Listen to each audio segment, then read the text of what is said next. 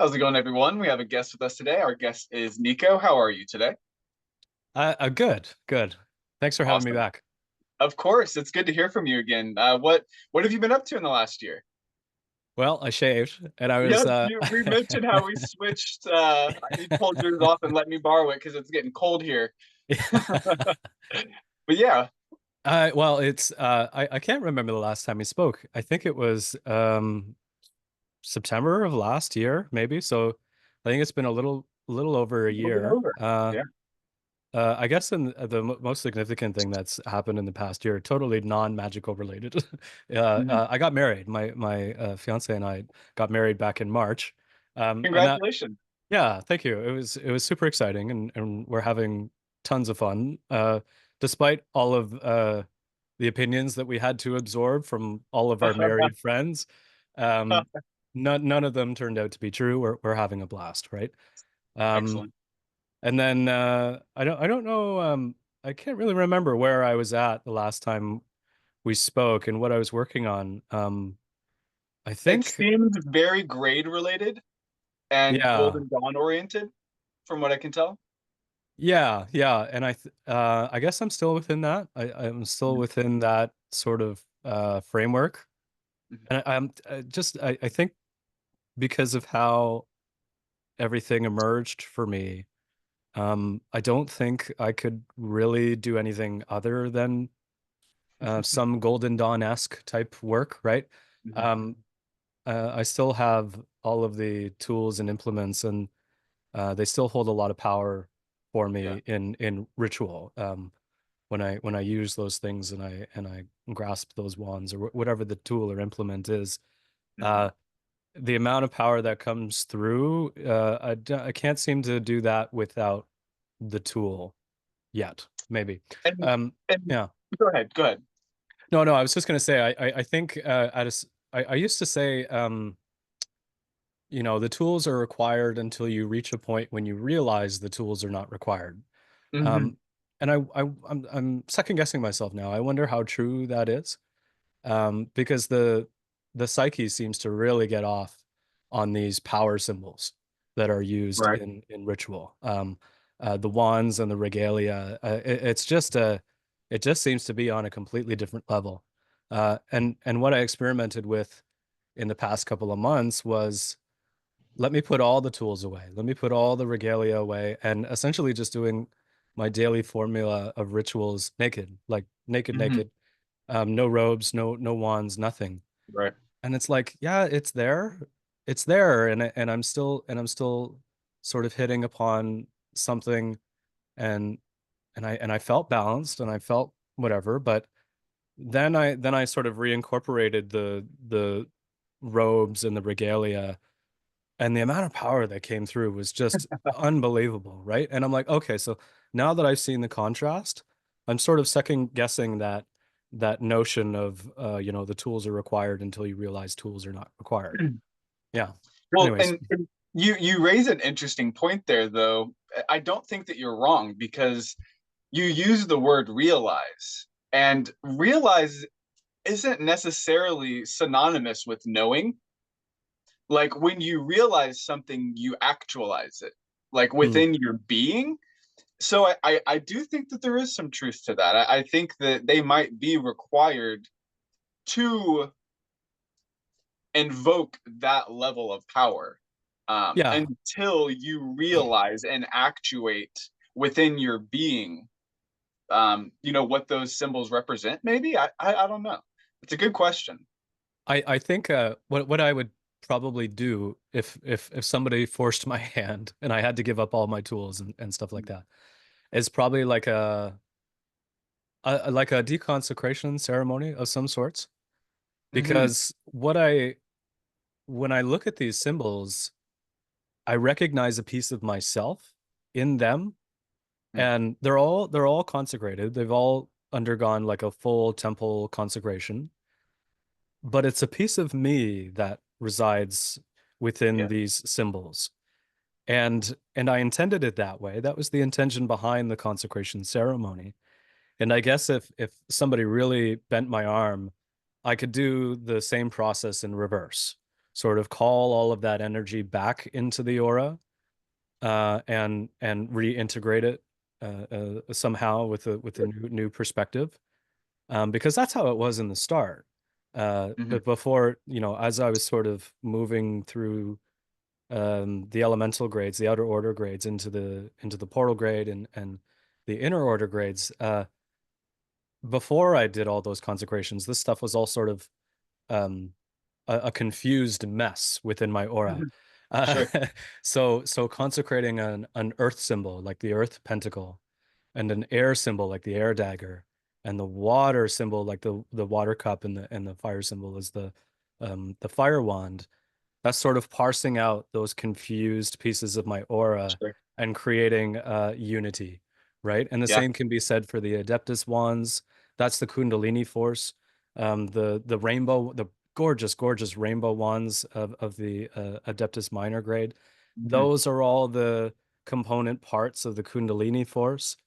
And you sort of parse all of those out. So now you have like a full, I don't know, fully integrated symbol that I guess channels your Kundalini force into whatever. And then the ultimate symbol for me is the Rose Cross Layman, which Yeah. encompasses everything. It's the elemental forces, the LVX symbols at the subquarters, and the Kundalini force that's sort of blossoming in the center. Very powerful symbol. So, and it's like, I think the purpose of all of this consecration was to get all this stuff worked out within my own aura, organized and realized, as you say. And Mhm. now I wonder if, I like them. I'm going to keep them around and use them as long as I can, right? Because I love the drama and I Yeah. love putting this stuff together in a ceremony. And I still work alone. I haven't worked with anybody in a number of years, and I don't really have any like, I might take up some sort of practice with my wife in the future. I don't know, right? But uh, Mhm. somebody else seeing me dressed that way and with those symbols and with those wands and with that power behind all of those symbols would probably have a really major impact on the ceremony itself if I was working with others too. So I definitely see the place and the purpose for all of this stuff. But yeah, I think if I had to, I could probably reverse the process and deconsecrate all of these symbols and call out all of that energy back into the aura. And I wonder if it would stay integrated or if it Mm. would sort of regress back to a confused mess of things. Well, that might be part of why we keep them in individual, I don't want to say fragmented, but filtered manners, is Yeah, because the psyche does turn into this kind of amorphous blob. yeah, yeah, So I think one would almost have to um, immortalize them visually, astrally, yeah, in some manner to keep that energy filtered, so to speak. yeah. But And I thank don't know. thank goodness for the physical plane too, because I don't think we could do this. I don't think we could do this sort of magic on the astral, like if we hadn't incarnated, let's say, and we were still some Hmm. sort of astral consciousness. I don't think we could do this sort of work on that plane alone. So thank goodness for the physical plane. I think that's what's made all of this magic possible, right? And these sort of Yeah, experiences of enlightenment. yeah. It's a funny thing the way that it's all playing out. And another point that to me is interesting is raised when we talk about sort of inspiriting or parsing out some of our power into these instruments is, to me it almost seems like that starts something. It initiates a process because a lot of the magic that we're Mm. doing is about connecting to something that is seemingly external. Mm. So just the manner of putting your energy into something that isn't you is like it's extending you outward Mm. to some degree. Yeah, I like what you say that it appears to be something other than us. Um, yeah, I guess so. To answer your original question, one of the other this has to do with what we were just talking about, by the way. But the other thing that came on my horizon in the past year, was dream yoga.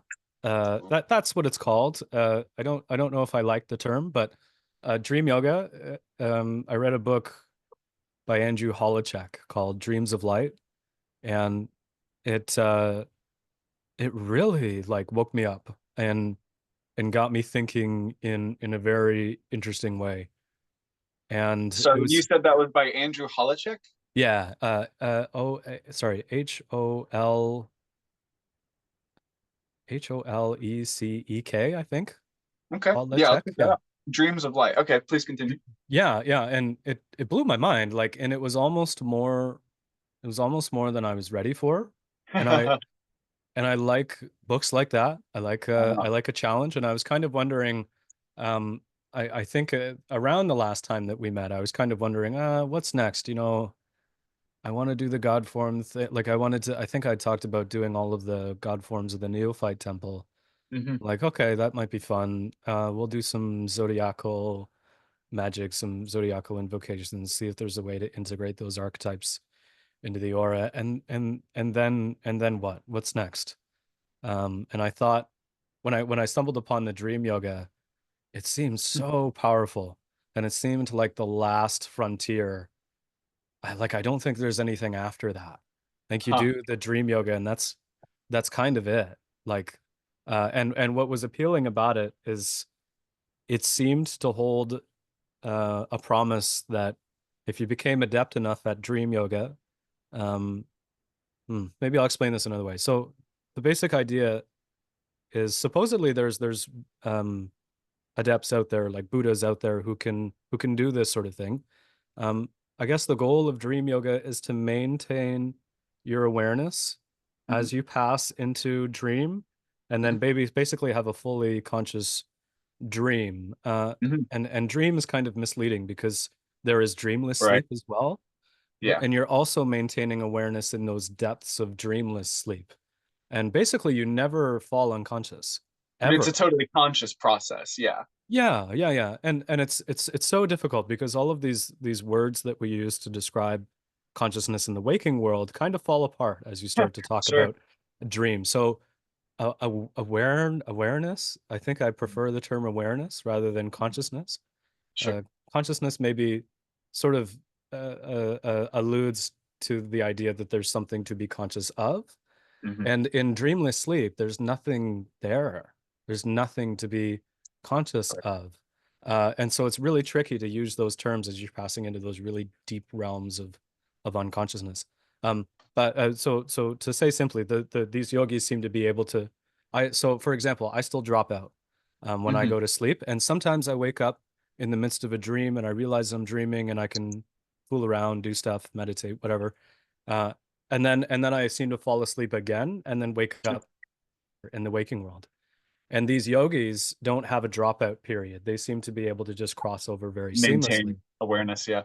And I thought the same might be true for dying, because Mhm. dying is kind of entering into a different kind of world, a different kind of realm. And I thought, okay, so there's a chance that I wake up. There's a chance that I wake up on the other side in the bardo state, we'll call it, and I Mhm. realize that I'm dead and I don't have a physical body. And maybe I start manipulating that dream or creating a dream within the bardo state. And who knows what happens after that. But on the off chance that I don't wake up, I don't want to experience that dropout period where I completely lose consciousness. And so the Right. goal of dream yoga to me was to maintain some level of awareness. And I don't even want to use the word awareness because it might be misleading. Some sort of lucidity. Oh, I like that word, lucidity Yeah. Yeah. between the living world or the living state and the death state. And then what happens after that? I have no idea. I won't be around to tell you. And So, yes, is, how was I going to relate that back to? Yeah, so one of the things that I discovered in sort of getting into this dream yoga stuff, uh, and this should have been obvious to me, like doing the Golden Dawn work. For some reason, it wasn't. Um, that this is all imagination. Like there's really no physical world out there. This is all in this same realm of imagination as dreams and thoughts and visions are. Like there's really no difference. This might be a bit more dense and sort of a I think, condensed yeah, form, that's what yeah. but as you start to poke at things, anybody who's had a a, a spiritual experience knows that things can become very non-physical very quickly. And Absolutely. it's so funny because scientists of all people, our enemies, the materialists, are coming upon the same conclusion that the physical world doesn't seem to be anywhere. We can't find it. That's And like there's no perfect measurement, because as soon as you try to get to the measurement, like there's still another piece of there's another piece yeah, of reality still there between. it's startling. It's Yeah. startling. And I heard something else said that there is so much empty space that Oh if yeah. you were to It's mostly empty condense, space. yeah, it's all empty space. It's all empty space. If you were to condense all of the matter in in the earth, I think it would fit into a sugar cube, the size of a sugar cube. So Which is funny. everything in the physical earth, let's say, all of us, all of the supposed material of it could all condense down to the size of a sugar cube. That's how much actual matter. And I knew this, right? I've watched quantum physics stuff on YouTube. I knew this stuff, but for some reason I didn't Register. Yeah. register like, holy shit, this is all empty space. This is some sort of dream. There's no physical world here at all. And that on that basis, I started to look at things like gods and idols and fixtures of power in a very different way, Hmm. because those things that held power in my world, there's no world, remember. This is my own imagination, and there's these little pockets of power that I sort Yes. of gave a piece of my vitality to. Hmm. Gods were huge for me, and the reason why I wanted to do all of the god form work was to take the power back from these Hmm. symbols and redevote it to my own purposes. Because I don't know how my vitality got stored up in those images in the first place. Probably Hmm. through eons and eons of worshiping these figures. I think I come from the Greek background. Hmm. That seems to be where my DNA goes. It goes to the Greek side of things. So the Greek gods were particularly powerful for me, the Hmm. Egyptian gods as well. And it's like generations and generations of this worshiping these archetypes. Eventually, it stole away a lot of power that I didn't even realize. And then so now assuming a god form is about taking the power back and not Hmm. necessarily continuing to power these things unless I want Yeah. to, Yeah. unless I Right. want to put some power into that particular symbol for a particular form of magic, let's say, right? Yeah, that's basically what I've been up to lately. And Very, very cool.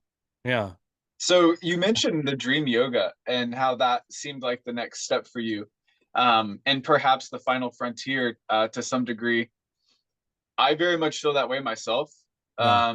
I teach something very similar, but I've always just sort of taught it as lucid dreaming and astral projection, Mm-hmm. because to me they seem to be degrees of the same process of creating an out of body experience or like an inner world experience. For Yeah. me, it begins with like scrying, and then the deeper into that scrying, so to speak, that I get, um, I I tend to become involved with some sort of waking dream, Okay. Yeah. and at that level, I am still creating input to the matrix. But the deeper Mhm. into that, like saying like if I see a flower, I pick the flower, like I'm still interacting with the environment. Oh, sure. Okay. Yeah. But the deeper into that I go, the more the environment begins to interact with me Okay. instead of me interacting with the environment. Yeah. Yeah. And I think that is the point where a lot of people slip off and lose awareness or lucidity, so to speak. And that's one reason I think why all of the mystics, a lot of the a lot of the traditional practices are about cultivating awareness and focus. Yeah, that's what I noticed the dream yoga was doing as well. It Oh, had less to do with lucid dreaming and astral, like the book that I read, the Andrew Holochek thing, it didn't speak about dream journaling yeah. and induction techniques or anything like that. It was a book about awareness. It was a Uh-huh. book about and awareness. I like the term lucidity. Hmm. Um, and it was that's what I thought was so interesting about it. Is like we're not talking about dreams at all. No. And that was what I didn't like about all of the lucid dreaming astral projection books that I read, Yeah.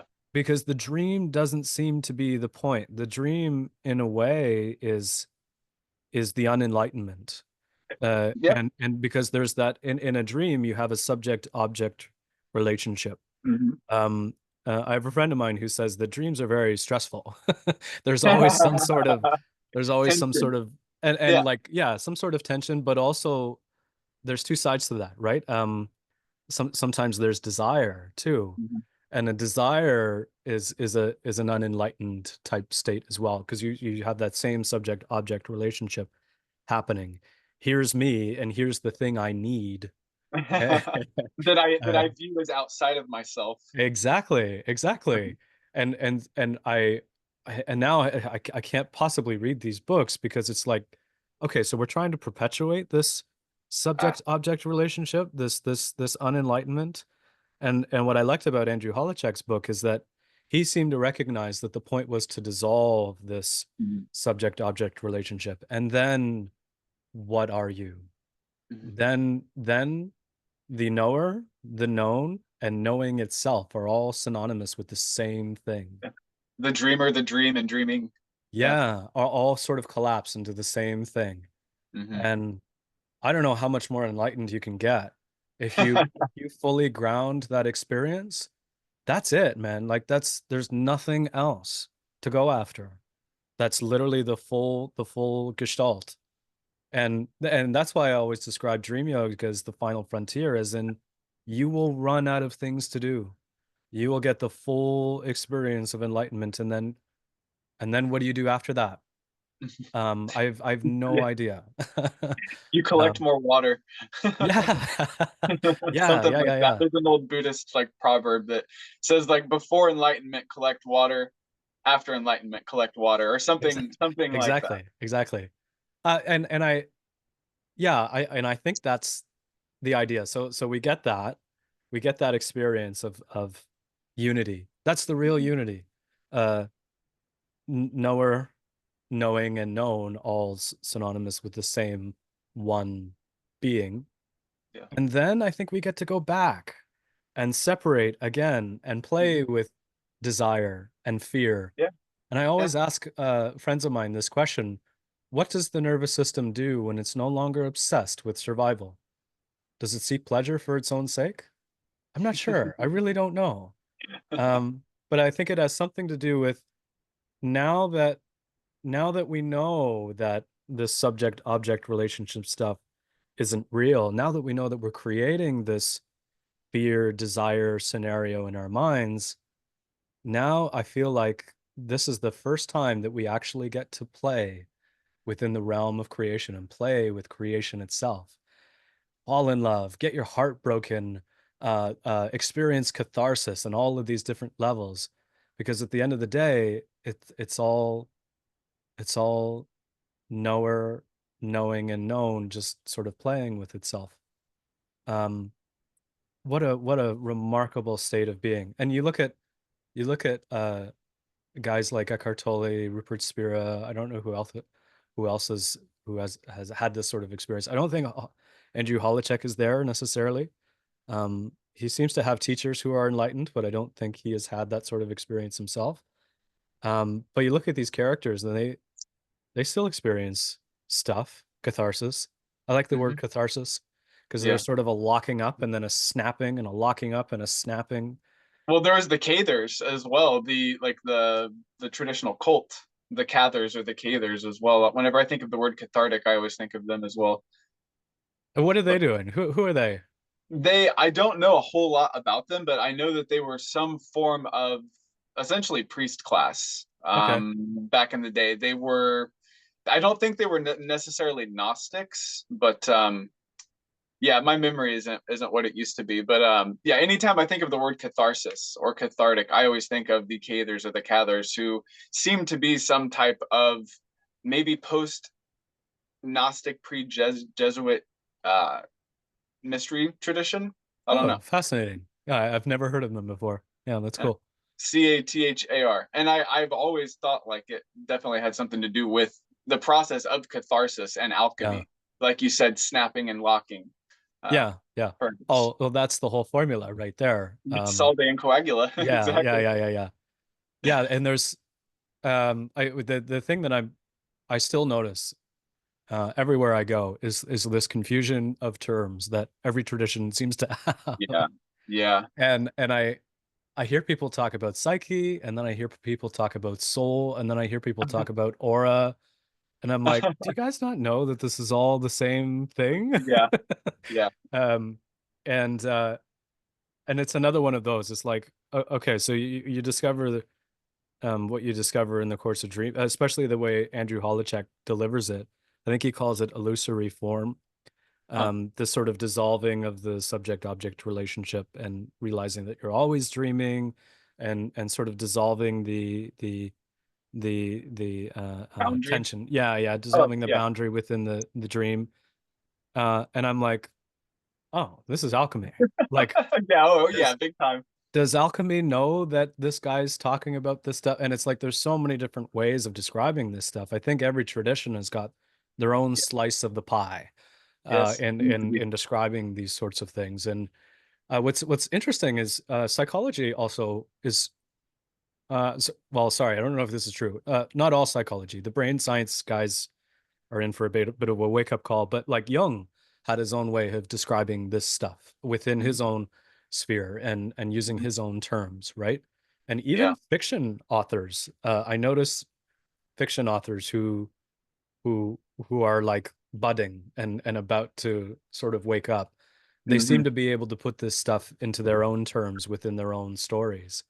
Um, Yeah. so it's like nobody's got a monopoly on this stuff, and it seems No. like everybody has a different look at this thing, this massive, massive thing. Yeah. Uh, yeah, fascinating. Yeah. Each one of us is a different facet of the stone. Is Yeah, one way to look at it. But it is very interesting to think about that dreamer and dream and the act of dreaming. It's a trinity. It's mercury, salt, and sulfur. exactly, It, exactly. Yeah, it's one of the many processes of alchemy. I think all yeah. life is going through alchemy, and I think our souls are going through alchemy. And I think that what I have gathered from every mystery tradition or cult that I've studied is that there is something after this dream, and that people who can control their awareness long enough can potentially maintain lucidity and awareness once they shed their mortal coil. Um, and that is why I spend as much time as I do practicing things like lucid dreaming and astral projection. But those terms, as you've mentioned, they don't do justice, and they create false they create incorrect assumptions about what is actually happening. And I think Goethe said, words are smoke and wind and obscure the heavens, something like that. I Yeah. mean, so anytime we're trying to put things into an identity system, it's going to be confusing. But I mean, otherwise, like, how do we talk about it? Like, how do you talk about the etheric force? Some people are going to call it feeling, but some people are going to confuse that with emotion. And I think that's one of the difficulties of this work, is trying to figure out how to connect all of the unique perspectives that we have. Well, so that's an initiate. An initiate is somebody who knows Yeah. that what we're talking about is the emptiness, and Mm-hmm. we're using words oh, painters know how to do this. Like artists know how to do this. They know how to use the color and the shading to bring forth empty space. It's And an and I evocation. Yeah. yeah, and that's kind of what we're doing here is we're not actually talking about it. We can't. There's no way to talk about it. It doesn't get condensed into words, at least not in a literal form. This is the power of allegory. Yes. And I love the Rosicrucian allegories. They seem to hit me pretty hard. Mhm. Um, and you can't take them literally. Right. Even some alchemical texts, you like good luck taking them literally. I think it'll the alchemy guys that are trying to synthesize the philosopher's stone. There's so many stories about that going wrong and them creating volatile chemicals that burn their lungs. Oh yeah. Supposedly, like Israel Regardie even fell for that at the end of his life. Yeah. And Yeah. and it's such a my friend Liam calls this level confusion, Okay. where you sort of apply Oh yeah. a literal interpretation of a psychological Hmm. allegory, and Yeah. and it's supposed to describe that empty space. It's supposed to describe the thing that can't be put into words. Hmm. And some people still take it literally. I'm like, oh my goodness gracious. Uh, Yeah. and I I don't, think things are typically true at every level, which means that they're going to manifest at different degrees at each one of those levels and their trueness, I think. sure. Uh, I like the rose cross symbol, Mhm. for the same reason. I don't know how to describe this, but I think about describing a tree using everything that the tree is not. And you kind Mm. of, by describing everything around the tree Mhm. and describing everything that the tree is not, you get some sort of understanding of what the tree You is. create a shell, a form to fill with concept. Yeah. And I think that's the best that we can do with words. I don't think the Gestalt will ever manifest itself in material form. Or maybe this is how it does it. Or maybe this is how the Gestalt manifests itself in physical form is through this myth and allegory and even catharsis to a certain extent. You get in those little snappings, you get like a brief picture of the whole blah blah blah. Yeah, yeah, I know what you mean. And it's interesting too because there's something that happens when that membrane is rended. Like when that Yeah. veil is rent, like and there's something that happens in nature that mimics this called sonoluminescence, which is where if you pop a bubble of air under high pressure, like in the Mm. ocean, it will create Hmm. light because of the resonance. Hmm. And whenever the spermatozoa penetrates the veil of the egg cell and mammalian biology, scientists say that there's a flash of light then too. Hmm. Hmm. So that to me is very reminiscent of the energy being released from the God form back into your being, Sure. so to Yeah. speak. That's Yeah. what I was Yeah. sort of reminded of, I guess. But anyway. Yeah. So what has stayed the same, do you think? The most like what is something that you are still doing that you were doing a year ago that you would probably still be doing a year from now? Oh, the middle pillar work. Middle I pillar? think, Okay. yeah, I think that will always be a standard. Okay. Gosh, I've been doing it for a really long time. Um, many years. I want to say, I think I took a short hiatus, but I would say most of the last, what are we at, 11 years, I'd say. Most of the Mm. last 11 years, I've had a middle pillar ritual as like the start of my day. And I guess the pentagram rituals go along with that as well. So like the lesser banishing ritual, the pentagram. Um, I still do the supreme invoking ritual of the pentagram Mm. regularly as well. And then planetary invocations less so, usually only when there's something to do. Um, Right. I don't Right. really like to call upon those forces when like I don't just want to sit in that sphere and hang out, right? I always want to apply it to something. Uh, Uh, uh whether and I love invocation. I love sort of fully embodying the energy of a particular planet. Um, maybe assuming a god form that corresponds with that particular planetary energy. I still love doing that stuff, but it's to do something. right. And evocation has even been on my radar uh, as well. And Okay. uh, there's I've had some tricky situations with evocation where I've had to put myself in the triangle. And so Huh. who does the evocation? Well, I guess I guess I would call upon a god form to step in Or an and do archangel or something. Yeah. something like that. And I don't really it's such a strange situation. I get often confused by these things as they're happening because I can't it's like you're stretching your being in a really interesting way.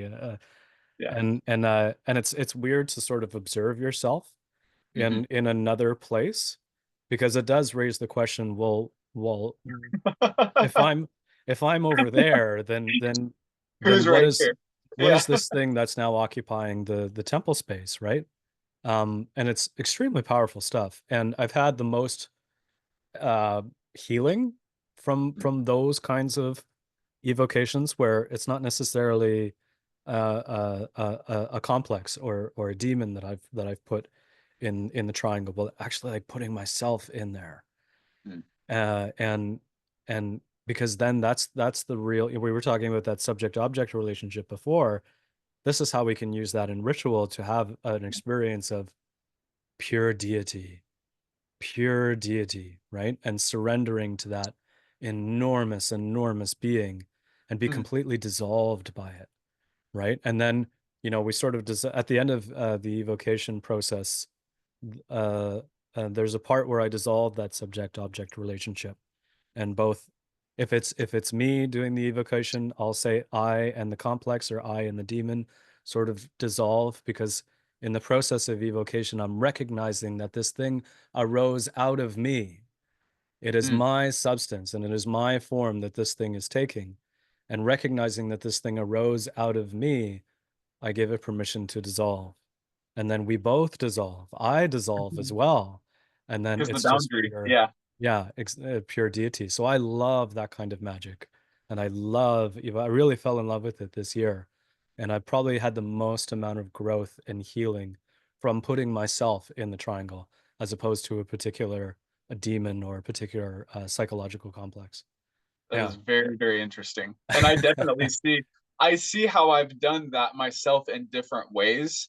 Yeah. And I recognize the type of wholeness that can come from something like that. The type of even like just the groundedness that can come from it is very powerful. And it's very subtle, but it's very powerful. Yeah. And assholes started disappearing. I'm Interesting. really not bothered by the things I used to be. Uh, and I guess that's to be expected. Because those assholes out there don't really exist. They exist within the psyche, and Right. it's your psyche. You're sort of projecting these asshole forms on people. or And or creating a magnetism toward something like that. Yeah. yeah, but well, the same, really, Yeah. quite the same. And so now I'm an interesting character to be around because I'm not really compelled by things the way that I used to be, and I'm a really hard guy to motivate. It's got to be something that really I don't even know how you get me from one place to another. And it it it it I think she's sleeping, so I can say this, but it drives my wife nuts. She's like, "Oh, don't you see?" Right? And it's like, no, no, no. What's there to be worried about? Everything's fine. Everything's fine, right? Um, and I guess that sort of presence is in a weird way affronting to people I can be. who are still stuck in that unenlightenment, we'll say, in that subject object The rat race is what we call it, right? Yeah, Just yeah. constantly being triggered to move and compelled to do things, the blah blah blah blah blah. It's an insanity in a way. Mhm. And then so you meet somebody who's not playing that game anymore, and they become the demon. They become the ultimate affrontedness Yeah. because they dare to suppose that things are not as they seem. And for somebody who's trying to maintain their rigidity, Worldview. Yeah. it's extremely threatening to interact with somebody like that. And I Mhm. started to notice myself having that kind of effect on the people around me. Oh yeah. And and thank goodness, because I had those people as well. I had those people who I interacted with, and everything that I thought to be true would just dissolve in front of them. Mhm. And it would be an experience like, oh my gosh, like I know nothing. I know nothing at all. Uh, yeah, so I imagine it's a good thing, but needless to say, I don't always, people aren't always calling me. My phone's not ringing off the hook to go hang out with people, right? It's Uh, so funny how we can become antagonistic or adversarial to people just by becoming less reactive, just by being a little more anchored, a little bit less swayed by the current. Like that is very threatening to some people. Um, well, look at and how many people have a Jesus allergy. sure, Look at how many people are, and you know what, for good reason, because I don't know what the heck happened to that tradition, but it got so debased that now it seems to be just a weapon to sort yeah. of exert people's ego and will, and it's so unfortunate. But even I like the materialists. The materialists are my new case study for people who are exerting so much effort Hmm. not to accept the universe as magical. Hmm. And you know, let's evoke Occam's razor for a moment. Sure. Okay. You will exert almost no effort coming to the realization that the universe is a magical one, that this Yeah, is a it's the most magical logical universe. answer. Yeah. Yes, yes. And the atheists are I guess I lop them in with the materialists, Sure. the materialist scientists. And it's like, dude, you are like bending yourself backwards and twisting yourself in knots trying to convince yourself that this is a material universe and it's inanimate and there's you know, the soul doesn't exist and gods are a figment of the imag and it's like, bro, like you can just release all of that and just accept that magical universe. Let And it then work for you. yeah, all of that energy that you built up trying to convince yourself that the universe is not magical is all Yeah. going to get freed up and it'll just everything will be fine. Everything will be fine. Yeah, man. Uh, And the other thing about people like well, I shouldn't say people like that, but I know people who are that way who at times can be so vindictive and judgmental. It's mm, like Richard Dawkins, for instance. Like he spends most of his time trying to convince people that they're wrong yeah. when he has no idea what is actually correct or true. Yeah, yeah, I And don't I just understand it. find I find that so fascinating that with so much fervor, Yeah. like they dedicate this like it's like a hunt to them. Yeah, yeah, But it's like yeah. just I don't know, it's crazy to me, man. I so I ask the same question. And this is kind of the same question that I asked earlier, and I often ask this of people who are who are wondering these same things as I am. Earlier, I asked you, what does the nervous system do when it's no longer obsessed with survival? Mhm. What does Richard Dawkins do when he's no longer obsessed with proving people wrong?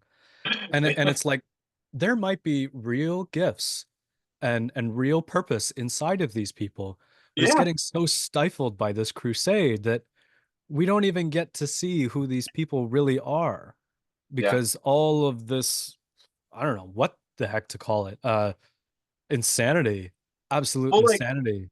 imagine if Elon Musk was only ever allowed to plant corn. Like our Mm, society might be in a worse place yeah, that's possible.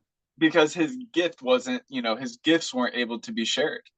So that Oh, stifling is a real thing. oh yeah. Oh yeah. And he's a weird one.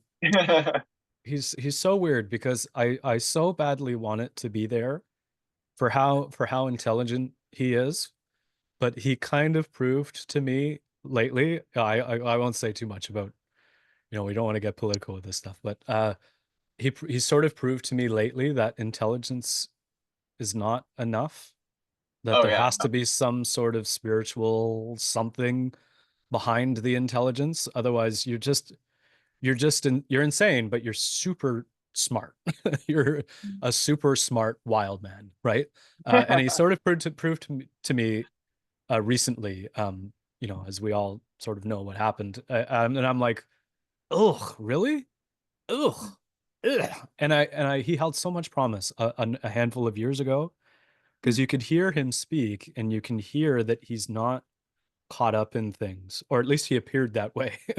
Mhm. Recent evidence has caused me to sort of retract that statement, but uh, so much promise. And I thought maybe it is possible to just get smart enough and then you sort of have some sort of spiritual enlightenment type connection. But Like um, break through like via Hode as opposed to like Netzach. exactly. Yeah. Yeah. And oh, so when you put it in the perspective of the tree, we obviously know that that's not possible, right?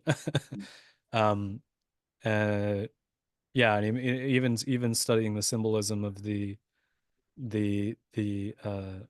outer order grades, sort of leading up to Portal and Adeptus Minor within the Golden Dawn, it's not through Hode that we get to the Tefareth. It's through Netzach that we get to Tefareth, right? So, and maybe I was ignorant. Maybe that was me sort of coming to my own understanding of things and realizing that that's not the way.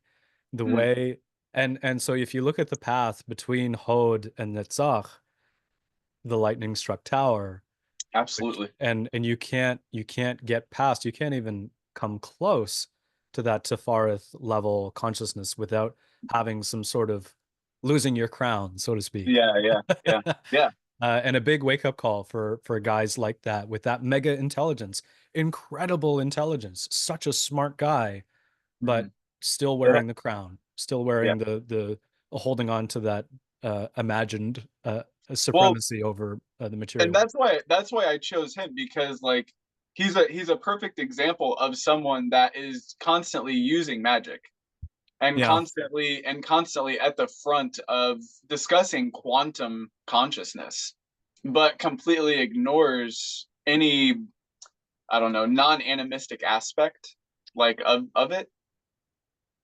Yeah, it's crazy. It's so Yeah. crazy. Um, hmm, They probably think the same thing about people like us though. It's like they're just chasing after this thing they can't prove. yeah, And, and that's the affrontedness. That's mhm, that's the I agree. that's the um, because they can't indulge any of the things that we're saying, because if they did, that would mean that things are not as they appear, and they'd have to sort of integrate something that they cannot see, right? Yeah. And so silly. We're talking about quantum realms and dark energy and things that we can't see, and yet where's the imagination? Where's the spirituality? Where's the animism and all of that kind of stuff, right? It's so silly. It's like, dude, take your own medicine. And Mm. my same advice is for the atheists and the materialists. Is like, take your own medicine, man. The easier explanation is that we live in a magical universe filled with Yeah. soul. Well, I think that science has this sickness of novelty. Like science is obsessed with novelty, or at least it seems to be. So like science already knows about the imagination, and we still have cancer, we still have to feed people, so obviously imagination wasn't the answer. Not that we used it incorrectly, but that it wasn't enough. And I think that we've already known about meditation and we've known about like lucid dreaming and all of that, so science is like, yeah, that's all from the past. I don't know. Cheers. Good luck. Yeah, I guess I'll see you somewhere. I on don't the know, other right? side, yeah. Yeah. And I have this friend. I think of this friend. We have a friend, and I want to rescue my friend from this sort of illness that he has. He's like a news junkie. He uh, cannot put it down. And where I see like the TikTok stuff, I mean, it seems to have some strange effect on the brain, just shortening your attention span. But at Oh the end yeah. of the day, I think it's kind of harmless. But I don't the know. news, uh, and it's hard to see what's going on with him. But he seems so sick that Mhm. he can't just sort of be here, right? Mhm. And it's like we butt heads a little bit, and I say friend, but unfortunately we had to sort of go our separate ways because Yeah. I was a really affronting type individual. I was quite threatening to him. Because how is it possible that he can exist? How is it Right. possible that he's not caught up in what's happening in Gaza? Or how is it possible that he doesn't care about people? Oh my God, da, da, da. Yeah. And it's like you can see how his attention and his aura is literally split in all of these Yeah. different directions and pulled in all of these different directions, everywhere but here and now. And Which you is can what that see. type of television is designed to do. That's exactly how it's engineered to be that way. Yeah, it's sort of engineered to create a subject-object relationship in people because that's how they get you to devote yourself to something, a cause, get you to buy stuff. The Right. subject-object relationship runs consumerism Oh because yeah. there's all of that stuff out there that you need that you don't have, and you have to go out and get it in order to feel okay. And all of that stuff is perpetuating that madness, pure Hmm. madness. And be Yeah. careful because devoting yourself to a cause is the same as idol worship, exactly the same. Mm-hmm. And I don't know how many masters we've had now that have warned against idol worship, because it's that same thing that I talked about earlier, where I woke up and I realized that all of my power was locked up in forms, like the Yeshua being, like Jesus was a big Yeah. one for me, just where I grew up. Yeah. There were some in the outer layers that I didn't even realize had power, like the Greek gods and the Egyptian gods. And then you want to know what's something that held a lot of power for me that I didn't even Yeah. realize? Women. Huh. Women held so much power for me. And I Yeah. noticed myself giving my power away to them. And they Hmm. sensed that. And I was not attractive Oh to them yeah. because I was giving away so much magnetism to these fantastical images of women within my mind, and they Mhm. weren't reflective. Most of the time they weren't reflective of the reality that was right in front of me, right? And sort of even calling that back home, I suddenly became a more attractive husband. I Mhm. suddenly became a more magnetic individual when I Yeah. was out and about and interacting with people. And I sort of became like a natural flirt because I was just in love with, I called that force of love back into my own aura, and it's Yep. an enormous amount of power was stored up there. But and so to get back to my friend, I look at all of the vitality that he's spilled out virtually Yeah. all Mhm. over the world, and how much of his energy is devoted to situations that are not happening here and now. They might, that, depending on the situation, I don't like to get political, but are they even happening the way that they're being presented on the news screen? Is that really what's going on? Or is that the situation that they've presented to the viewers to further that subject object Right. fear desire type scenario that keeps the world, the world of insanity, keeps it moving, Yeah. right? And keeps it alive and well. Well, yeah. And how much of that information that they're bombarding people with can they actually affect? Can they change? Can they deal with themselves? Like, what Yeah. can someone like that Yeah. person do? Short from joining the military and becoming another piece of the puzzle. You know what I mean? Yeah, so that was my question for him. I'm like, what? Okay, so that's great, right? I don't necessarily have to buy into that. But you can if you want, but what does it move you to do? What Hmm. does it inspire you to do? And in the case of my friend, he's just sort of sitting in this sphere, driving himself insane. He's not moved to do anything Right. righteous or whatever. And Proactive. Yeah. yeah. And it's like, okay, so you're not, there's no activism here, like true activism. You're not being moved to Mhm. so do something. Like I could not figure it out for the life of me. Yeah. Um, except Okay, so to get back on track, the question I have in regards to my friend, and I did sort of mourn. There was a sense of loss when we decided that we weren't good for each other, because I never got to experience what his true gifts actually were, what he Yeah. actually had to offer the world, because it was so caught up in the insanity of the, like, I guess there's a narrative out there that the world is going to end and we're moving towards like a WW3 situation. And fine, if you please, if that's what you're after, I won't stop you. But it's like, what does my friend do when he's no longer devoting all of his energy to this insanity? What sort of gifts arise naturally within him? Maybe he's an artist. Maybe he's a writer or a poet. Maybe he's a great public speaker, a really inspiring public speaker. Maybe he's a guru. Like, what do we see emerge when all of that energy is called back home into the aura? Who emerges from that? And what are his natural gifts? And my mourning and my sense of loss is over losing that potential, and Yeah. losing the potential to see what might arise in him, because I don't think he's going to recover. I think the insanity is only going to get worse and worse and worse until, I don't know, he swallows a bottle of pills or something, right? Because I don't know how do you get out of that? How do you get out of that insanity? I Great. don't know. With What? grace, man. With grace. Yeah, yeah, and that's where I landed. I said, by the grace of God, he will find his way, but I have to let him go. Yeah. I have Yeah. to I let him mean, at go. the end of the day, like that's something that is becoming very apparent to me as I get older is like you cannot save everyone. Hmm. And if you try, like you're gonna hurt more people than Yeah. if you would have probably just kept to yourself. Yeah. Yeah. That's a tough pill to swallow, especially for people that find themselves to be like more sympathetic or empathic or whatever, you know. Yeah. Yeah, you seem to have a pretty good head on your shoulders, which is why I like having conversations with you. But as I'm sure that you've discovered on your own, that not all magic people are this way. Yeah.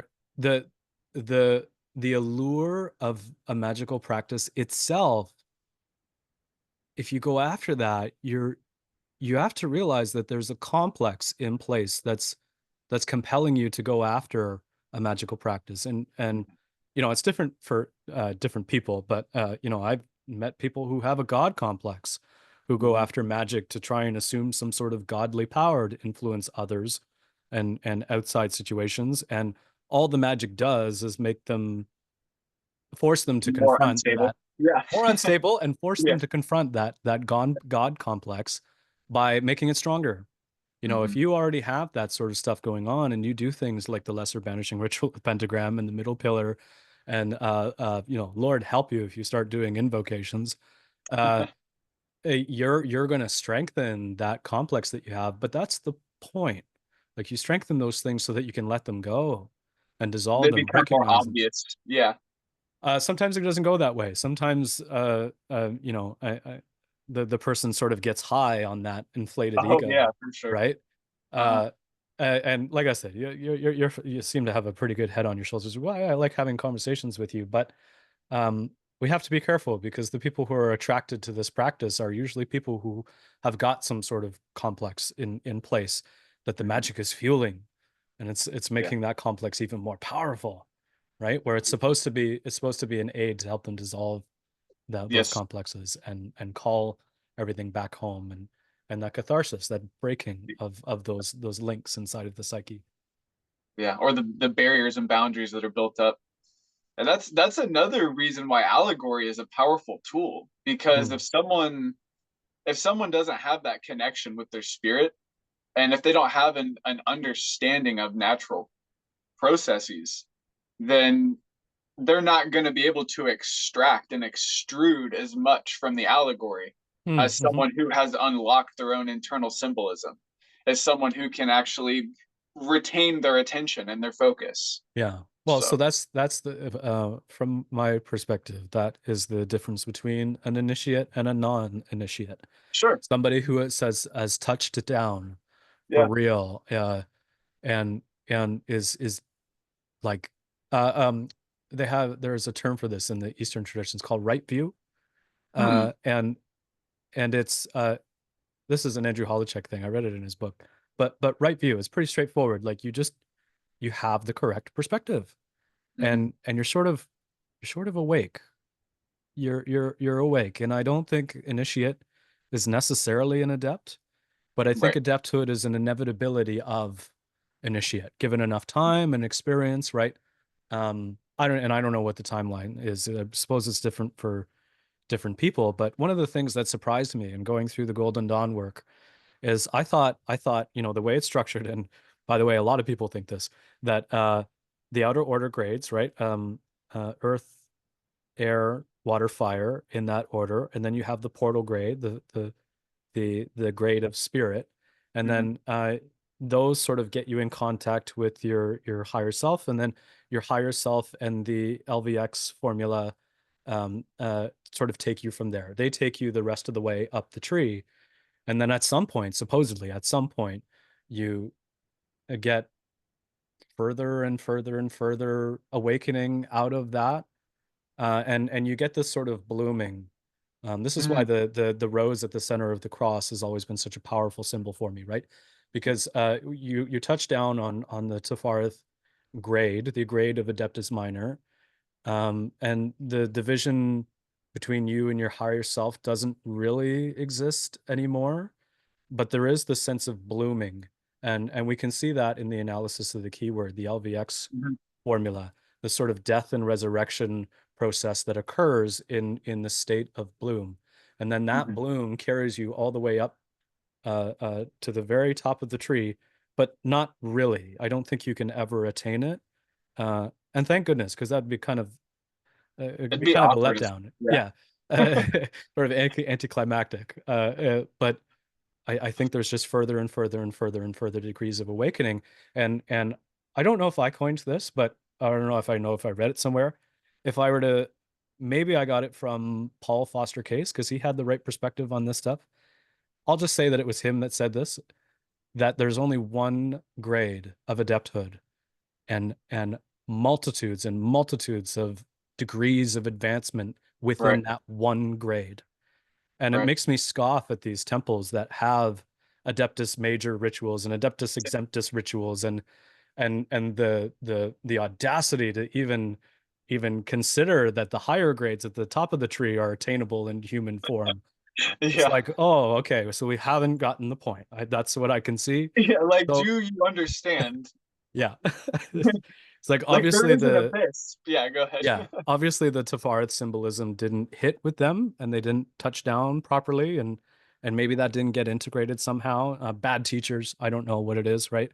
But I call the all the grades past 5 = 6. I call the ineptus minor grade or the ineptus grades, because I like it. if you have anything, if you think that there's anything past that Tafarith grade that needs to be structured, then you've missed the point.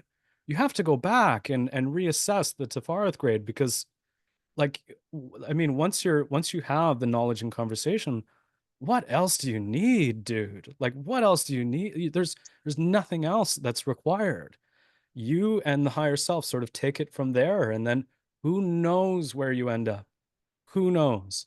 But the 6 = 5 and the 7 = 4 and everything about that, I I call them the inepthood That's grades. that's funny. Ineptus. That's clever. I Yeah, yeah, like yeah. that. Oh, so actually, what I wanted to say was, so I thought, okay, so we do the outer order grades, and then we do the portal grade, and then we're sort of automatically an adept somehow. And I was mistaken. I think it's a fair assumption because that's at least how it's structured in the wording of the grades. Uh, and and I don't. Well, so I'll just say simply, when I emerged from the outer order grades and I was doing my portal work, by the time I was at the end of the portal work and my sort of initiation into a grade, the Adeptus grades, was the consecrating of the Rose Cross Layman. Mhm. I had a self initiation into Adeptus Minor sort of presented to me in a particular form, and I decided to do something other than what I was required to do, and because I loved the Rose Cross symbol. And I wanted that, the consecration of that symbol, to be my initiation into Adeptus Minor. And what was startling to me, what happened was I realized that this was not the end. Sort of attaining this grade was not the end, but it was actually the beginning. That the Hmm. true initiation had only just taken place in Right. the consecrating of that symbol. And now it was time to become an adept. That this wasn't me attaining adepthood. This was the start of the process of moving towards adepthood. And then I got chills. I still get chills all over my Yeah. body describing this, because I realized, how long will it be? 7 years, 10 years, 13 years, 20 years? When will the attainment actually occur? And everything beyond that moment has just been in that state of bloom, of just death and resurrection, death and resurrection, death and resurrection. Yep. And then in that sort of motion of bloom, progress is happening, real progress, real advancement. And I don't think that there is an end. I don't think that there is an attainment, that I'm sort of jokingly saying, when do we attain the grade of Adeptus Minor? Because I don't think Yeah. it can be something that's grasped.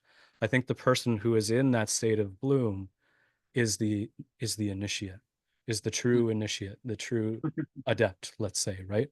I Um, think Jung would agree with that assessment. Young, I think so. Yeah. yeah, yeah.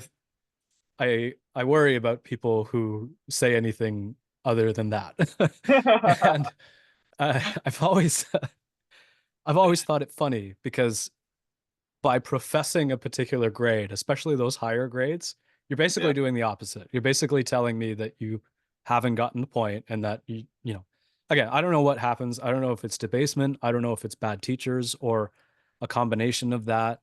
But I look around, and I actually read a book from somebody in who is supposedly a high adept of the Golden Dawn Temple here in Toronto, about an hour away from where I live, in Southern Ontario. I read a book by him because he was supposed to have like a decades of experience within the Golden Dawn tradition, blah blah blah, right? And I could have thrown that book right in the garbage. There was nothing, not a single thread of enlightenment in that entire enormous 500-page volume. And I left him an Wow. awful review on Goodreads. I really did, and I chewed his ass out because I could not believe that this is going on. And Yeah. it's like, where are the true initiates? Where are the true adepts? Where have they gone? They're certainly not in these lodges anymore. They're certainly not in those temples. And if they Yeah. are, they're keeping very quiet. I think And the art is evolving. I'm from where I stand, I'm seeing a breakdown in the lodge and order system. thank goodness. And it Yeah. seems that seems to, I hate to say, like, a lot of the issues are rooted in things like that, but there's just so much room for delusion and error and grandioseness with the Yeah. lodge and order system. But I think it was necessary for the time. Like, I think it Hmm. was part of the evolution, but I think we're moving away from the need of a priest class, and it's more about personal initiation at this point, Yeah. maybe. Yeah. Yeah, which is all initiation. It's all self-initiation. If you look at how symbols are used to bring these things about in the first place, um, one hang up that I notice in people is they think that these practices somehow cause enlightenment to occur. And I think it's more like increasing the probability of that spontaneous event occurring.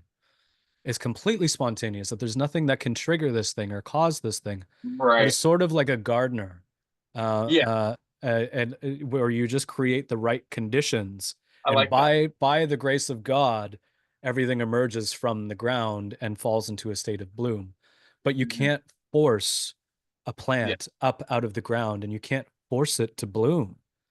right. It is only in the right conditions that that sort of things occur. So these practices and these lodges and these traditions, all they're doing is setting up the right conditions for that spontaneous event to occur and for that bloom to occur. Yeah, There is an invisible sun, and you can bring it into your being, and it can nourish you, and it can cause the state of bloom to occur within you. but you can't force it. No. Heavens, no, you can't force it. And so Westcott had this perspective. I Hmm. think Westcott was the real adept. Mathers, I don't like, maybe, I don't know. I just don't know what he got caught up in with these sort of invisible masters.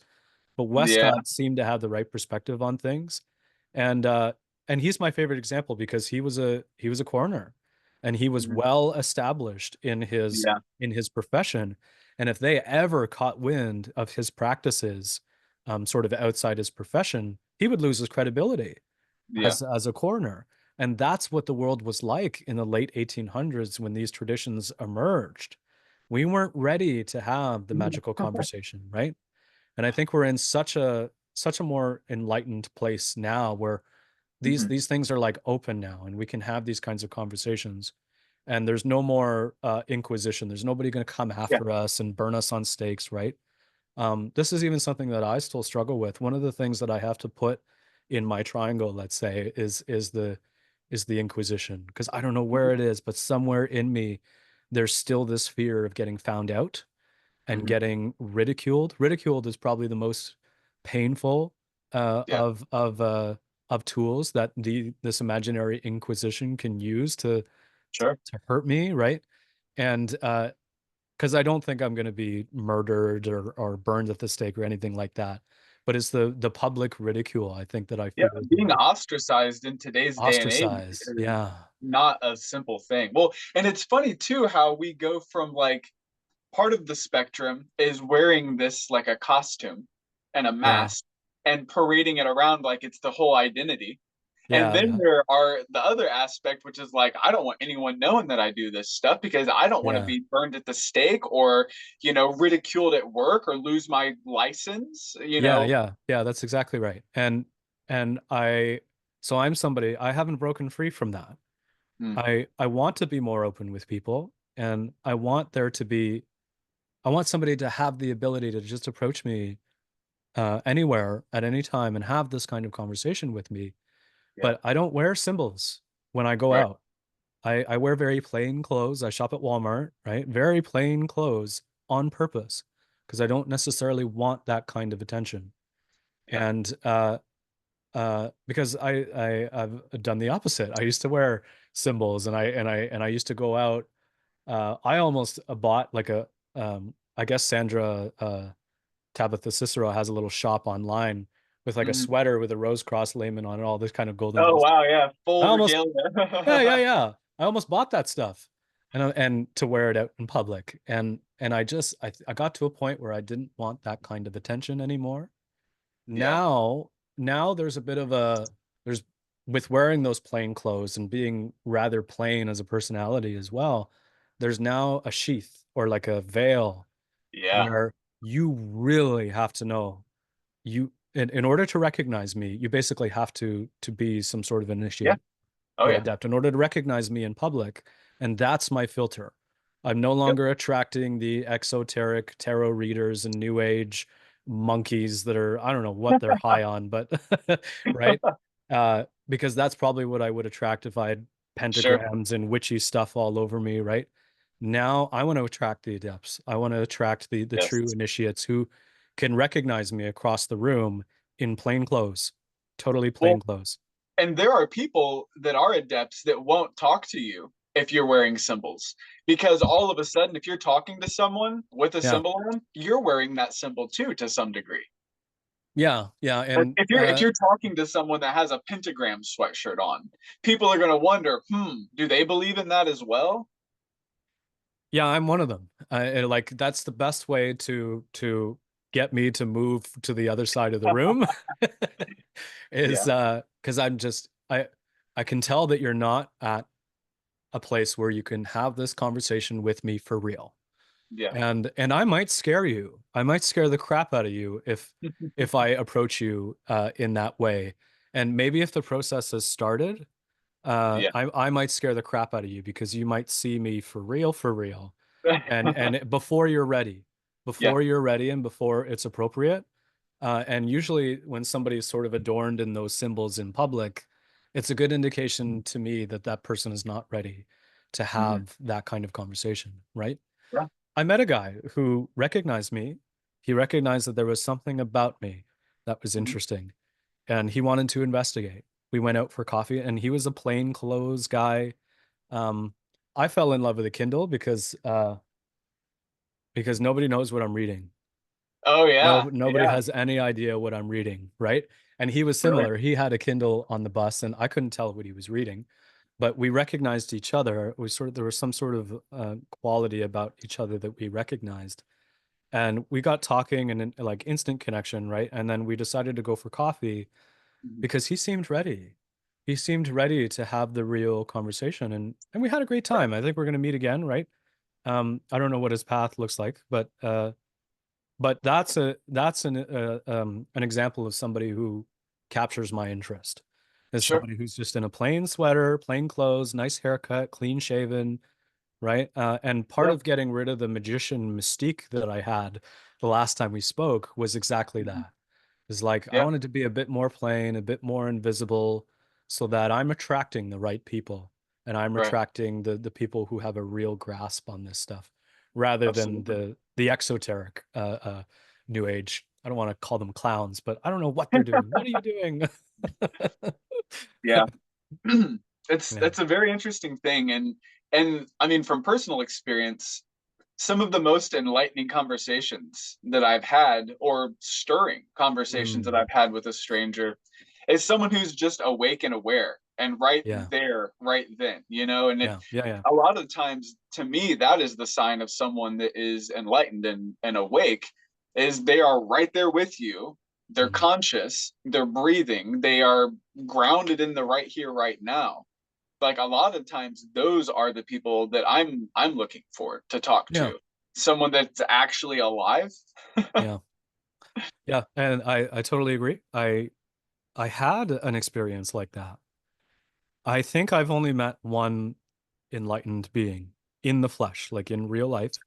Mm. And you want to know what he was? He was a sandblaster at this rubber. I used to work at rubber roller refurbishing company. So we'd take rubber rollers from all different kinds of industries. I think our biggest customer was the steel industry, and these Mhm. are steel rolls that are coated with rubber. So we would take the old rubber off and just put new rubber on. I ran a rubber extruding lathe, which is basically just a regular lathe, and it would put rubber onto a steel core. Mhm. But before I put the rubber on, they get sandblasted uh, Right. and bonded with a special bonding agent. And the sandblaster, who worked 20 feet away from me, 20 feet away from my extruding lathe, was the only enlightened being that I've ever met up to this point. We sat down once and we had a conversation, and my story of what happened in that interaction changes every time I tell this story, because the truth is I don't know what happened, but we saw each other. And it's so ordinary to tell this story because it doesn't appear to be anything extraordinary. But it's the first person that I ever truly saw. And he saw me, and we recognized that we were both awake and that we Mm. were both aware, and that I was aware of him and then he was aware of me. This seems so silly to describe because there was nothing extraordinary about the interaction that I had with him, but it changed everything. And then Right. we became friends, and we had more interactions, and we were sort of discovering something about it's impossible to describe, man. Like I and you and he was a sandblaster. He wore Mhm. coveralls. Mhm. He had a silly haircut. He's got this salt pepper look about him because he's well into his 50s. He had this big gut because he loved to eat. He was Very blue collar, yeah, seemingly. very blue collar guy. Yeah. And if we took a picture of everyone that we were working with, say the 20 guys that were on the shop floor, you would not recognize one for the other. Yeah. He was totally invisible. And yet, if you had, so this brings up another interesting conversation to have, that I was only able to recognize him because there was an aspect of myself that was also that way. Sure. And I say to people that you never know that you're psychic until you meet another psychic. because they reveal an aspect of yourself. And this is how we need to treat idols as well. When there's people, comedians, artists who we really love and who speak to us at like our deep core, they are sort of personifying an aspect of ourselves. Mm-hmm. And this is the danger of idol worship. If you make the mistake of creating an idol out of them when all they have done is acted as a mirror to show you how brilliant and wonderful you are. It's not them. That is your aspect that they are bringing to the forefront. And I had to recognize this in my interaction with my friend John, the Sandblaster, lest I create an idol out of him, like so many Sure. people have done with gurus like Eckhart Tolle and Rupert Spira. And I bet you they recognize that their followers or the people that are buying tickets to their talks are missing the point. Mm. And I think a true teacher, a real adept, or a true friend in that regard, will help you to realize that the thing that you see in them is actually your own latent aspect waiting to be awakened and fully realized and brought to the forefront. Yeah. And John did that for me. John the Sandblaster helped me to see that what I saw in him was me. It was Yeah. me, for real, for real. The only enlightened being that I've ever met.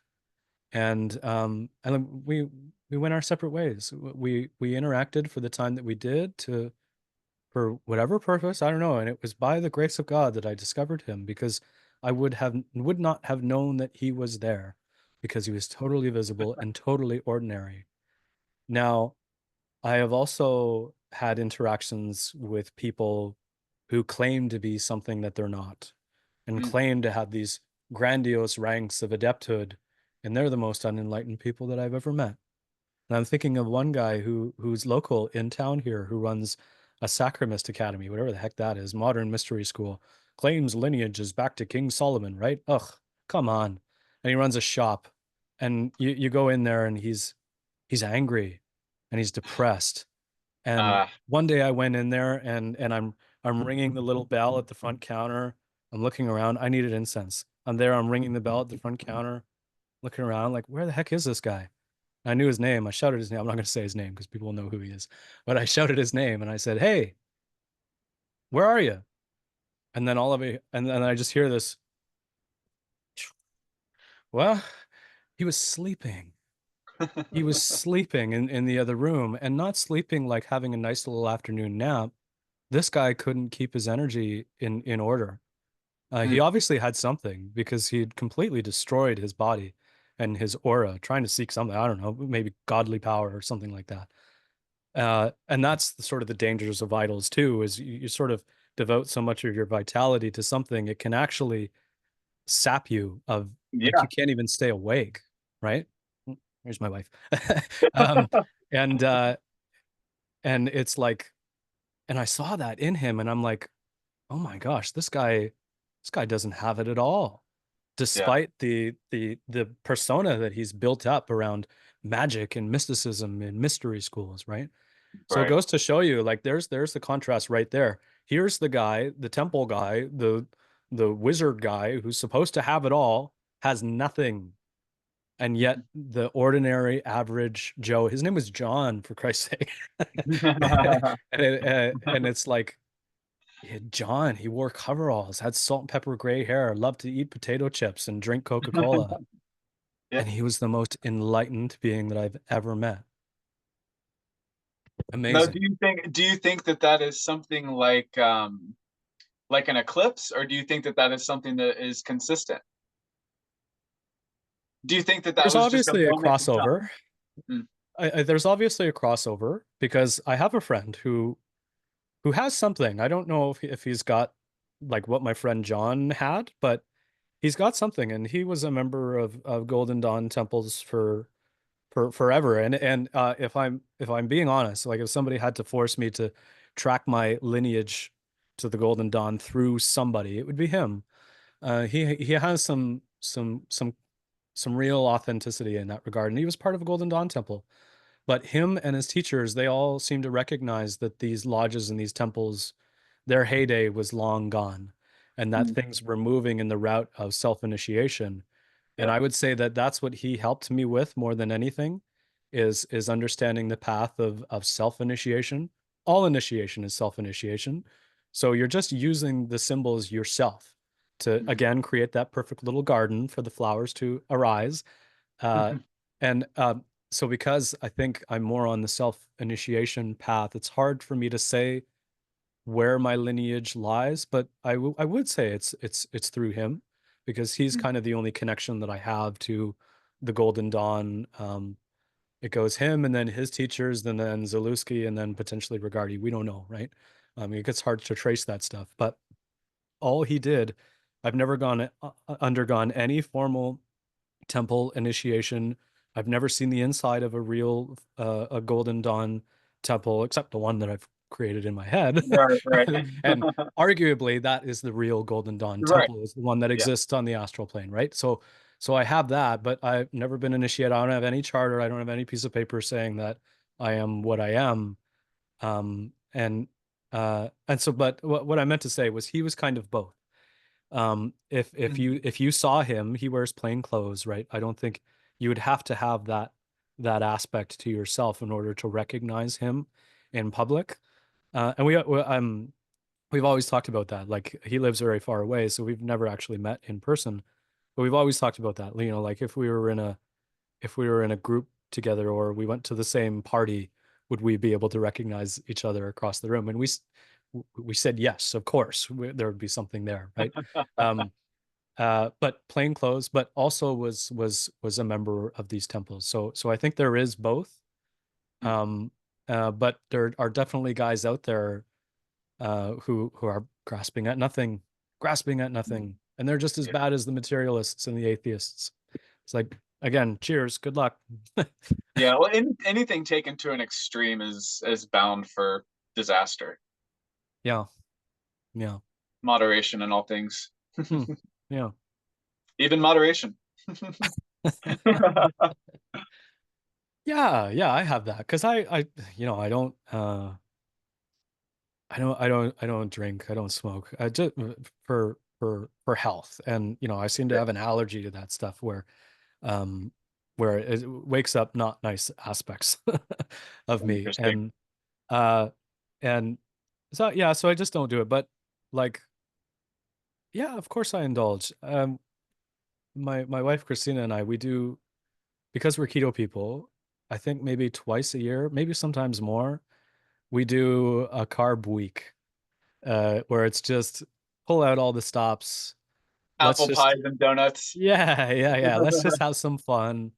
We got to take it slow because our bodies are different, right? Sure. But Sure. let's just have some fun, right? And we're planning something this Christmas where we're just going to go out, get like peppermint mochas from Starbucks, and just do whatever the heck we want, right? All Because right. I think I need to have that still. Hmm. I like the discipline, and I like the regimentation. I love carnivore for the focus and the clarity. Yeah. But I also love chocolate. Yeah. Yeah. Well, I mean, putrefaction is part of the process. You got to test Yeah, the gold. yeah, yeah, So yeah, exactly. Yeah. not to try to talk you into doing anything, but Well, I so this definitely is see where you're coming from. no, and this is really important because one thing that I fell for when I was younger was the formulaic perspective of creating an enlightenment experience, that Uh-huh. um, the regimens and the disciplines is what does it. We were talking about this earlier. It's sort of Yeah. backwards when you think about it.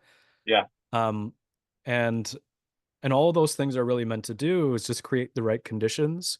They're Hmm. not causing the spontaneous enlightenment to Right. occur. They're just sort of It's setting up the right. circumstantial. Yeah. Yeah, yeah, yeah, yeah. And so afterwards, maybe this answers our question from much earlier, is like, what happens after enlightenment? I get to go to, I don't know, I fell in love with Harvey's. I haven't had like a big Harv What is it, like in my life. a burger joint, or Oh yeah, you guys not have Harvey's in the States? I not where I am. Just a typical burger joint, right? And Okay. it's not McDonald's, it's not Wendy's, it's not It's like a A&W or good, anything. nice burger. Yeah, yeah, they claim to be grass-fed, grass-finished. Sure, I guess I'll take their word for it. but I had one and I'm eating it with some fried onion rings. And I'm like, this is delicious. This is good. And I'm allowed to have this experience, right? Mhm. Because why not? I mean, Right. if you get to these higher levels of spiritual attainment, or whatever you want to call it, and you wind up in a monastery sitting on a pillow for the rest of your life, Yeah. like you're boring, man. You're so I, boring.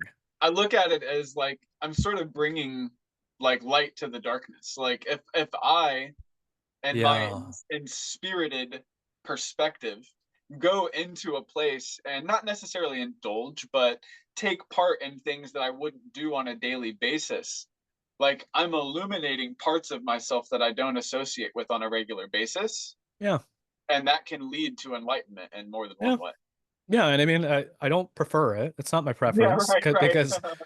because then there's like and I want to be a bit I want to be a bit looser. I want to be freer. I want my body to move in a specific way. And I have a physique that I'd like to maintain. Mm-hmm. And that stuff doesn't get me there. It gets me somewhere else, which is no more valid than where I'm at right now. But I do have a preference. Of course I have a preference. I like the carnivore stuff, and I like my gymnastics routines, and I still work like a manufacturing job, so very physical, and Mm-hmm. the gymnastics stuff helps my job, makes my job easier.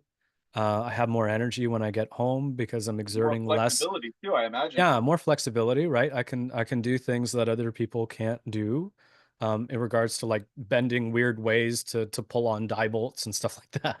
Well, But but physical flexibility translates to mental and psychological flexibility in a lot of ways. allegedly, Or yeah, it and can. It can. Yeah. yeah. I because and I don't want to go too far into that because I've seen the opposite too. Sure. Yeah. That people who aren't, because again, my perfect example is my friend John, the sandblaster. He was not in good health, right? And he had a big gut. He was over 300 pounds, and was a short guy. He's as short as me, so probably 5'6", 5'7", Mhm. 300 pounds, like, and couldn't run to save his life as somebody was chasing after him.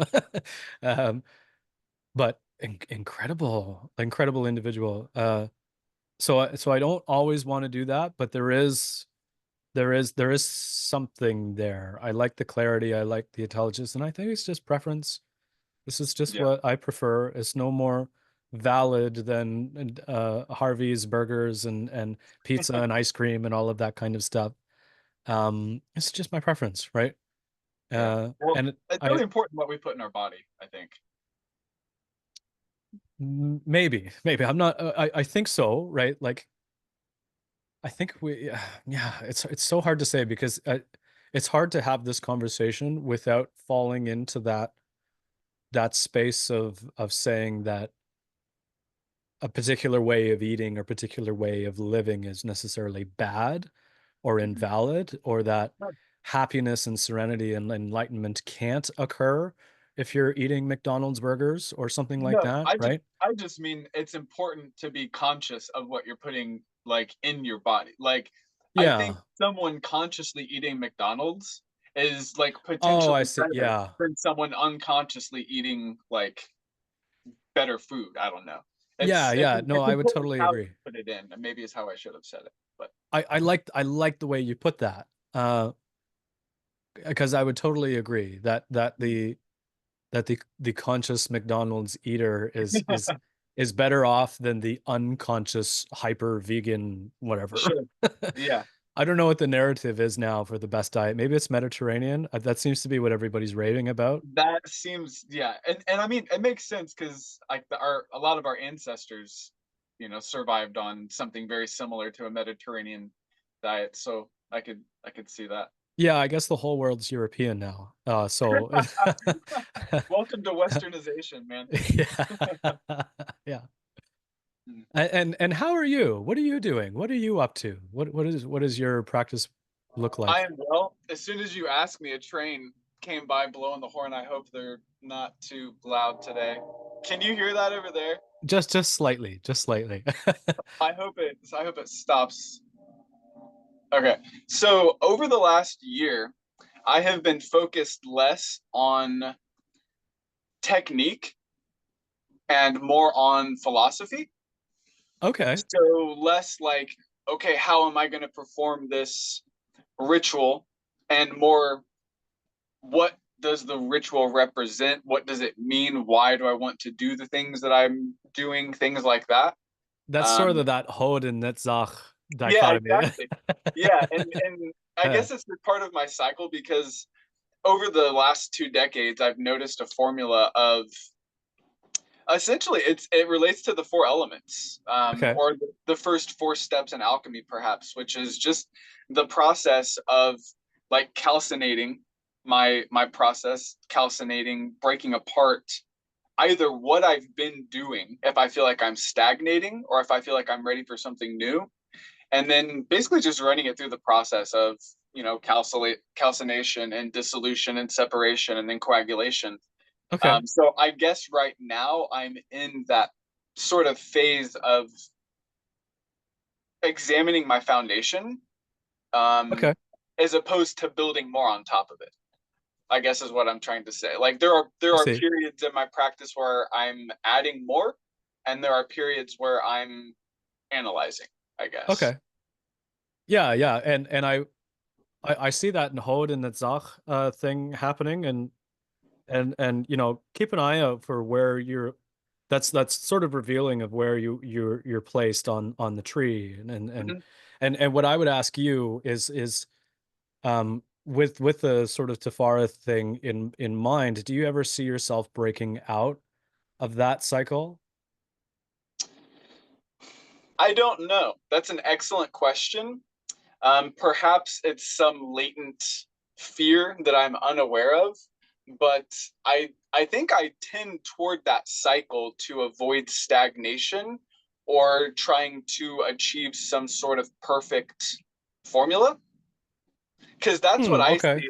Because like for me, it's not that I'm it's not that I have fallen from Tifrith into Netzach or Hode. It's more like I took a step down to make sure that I'm sound before trying to look higher up, like on a higher distance. I don't know. I'm not doing justice to what I'm trying to explain, but basically I see it less like I have I've taken on looking at it in a Netzakian or Hodian way, and more like Netzach and Hod are there, and I want to make sure that the wheels are turning there. Okay. Yeah. Yeah. Yeah. Circulation, I guess, is what I'm trying to say. Yeah. So and one thing that I have struggled with as well is like giving up magic in general, giving up the whole idea of what I perceive to be magic as like my true Tiferet. Congratulations. Yes, that's And exactly it. it's like, but as soon as I do that, I realize I'm still doing magic. So I have to take a step back and examine where that is. And that's the sort of yin yang Netzach code. Uh, I don't want to say formula because it's not really a formula, filter, I Okay. guess, is because each time, because like there's trees within trees. Yeah. So like when you get to Tifrith the first time, you might just be in Tifrith of Malkuth, Yeah. Yeah. I guess is Uh sort of what I'm referring to.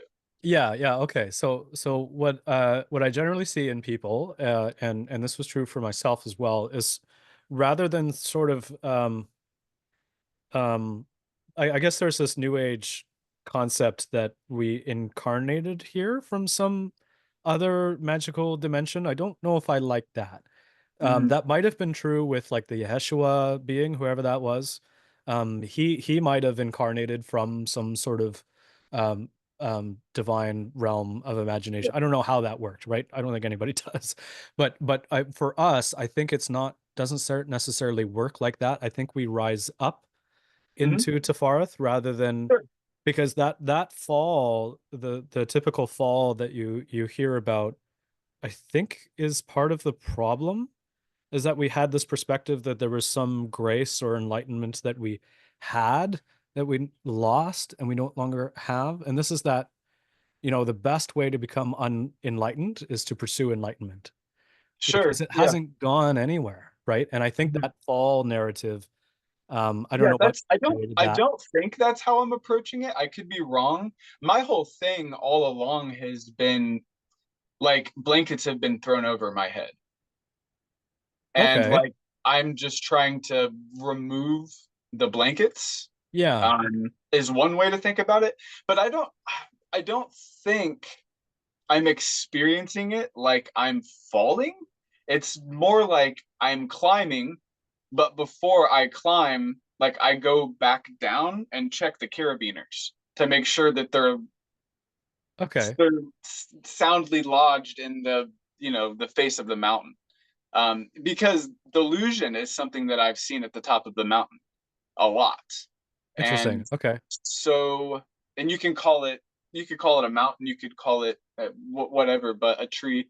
But every single time that I get to where I perceive to be something resembling Tiferet, like I take a step back.